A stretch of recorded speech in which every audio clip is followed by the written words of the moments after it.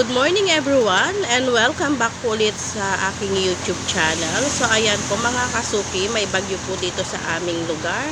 At yan po ang ating weather. Medyo maulan po talaga siya ngayon at nagsunod-sunod na araw na po yung pag-uulan na walang tigil. So ayan po, ipapasyal ko po muna kayo dito sa aming lugar. At ayan po yung nangyari dahil nga po sa tagbagyo.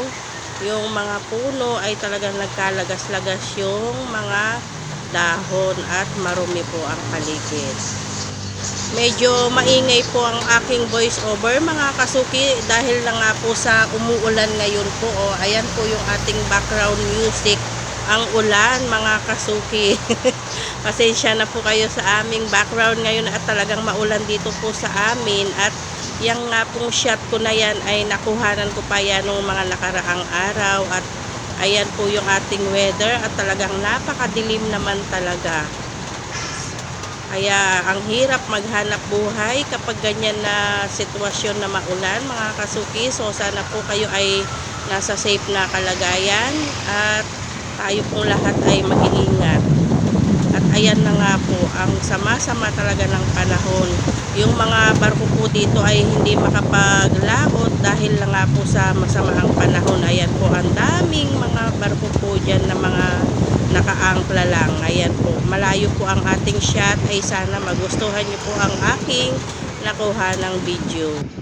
Nako, bagyong Enteng, umalis ka na at para makapaghanap buhay na ang lahat at maraming nang gutom. So ayan na nga po, at dahil matagal po tayong hindi nakapag-upload at nakapagluto, bumili po pala ako dito ng kalahating kilong pata mga kasuki. Yan po ay pinagkasya ko lang dahil po ang ating budget ay sakto lang talaga. At yan po yung ating gulay, basta may pechay at repolyo na yan, sapat na po yan. Ang dapat po talaga sa nilaga, di po ba maraming sahog, may beans pa yan, may saging. Kaya lang nga po, dahil po sa short budget tayo, yan na lang po ang aking gagawin para po sa ating nilagang pata ng baboy. Samahan niyo po ako hanggang dulo mga kasuki. At maraming salamat po sa walang sawang support. And God bless po sa inyong lahat.